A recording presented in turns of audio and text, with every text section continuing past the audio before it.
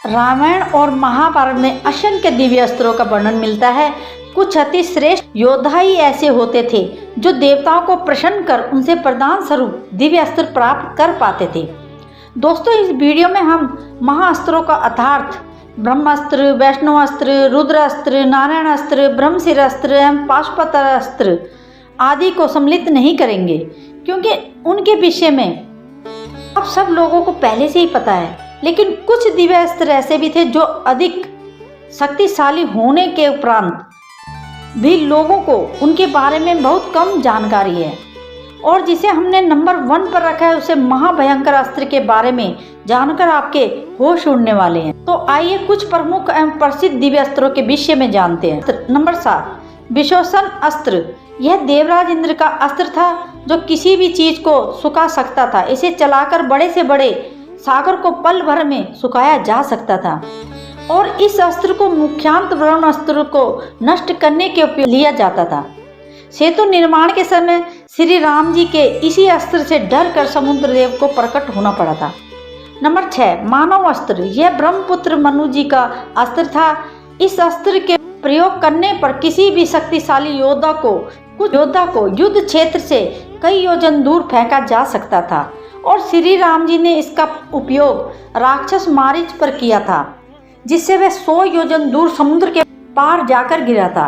Number 5, शैल्या अस्त्र। इस अस्त्र से वायु अस्त्र को नष्ट किया जा सकता था, जिससे बवंडर का नाश हो जाता था। महाभारत काल में इस अस्त्र का ज्ञान कर्ण अर्जुन दोनों के पास था, और उन्होंने इस अस्त्र का उपयोग अंतिम युद्ध में किया भी था।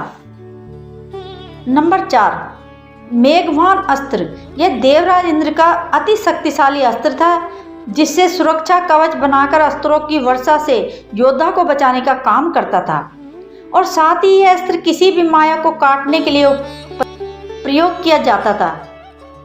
रामायण में लक्ष्मण जी इसी अस्त्र का प्रयोग कर मेघनाथ की माया को समाप्त किया था, और साथ ही महाभारत में कर्ण ने इस अस्त्र से घटोत्कच की माया को नष्ट किया था।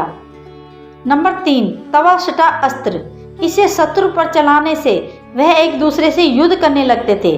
रामचरितमानस के अनुसार इसी अस्त्र का प्रयोग कर श्री राम जी ने खरदूषण के 14,000 योद्धाओं का नाश कर दिया था।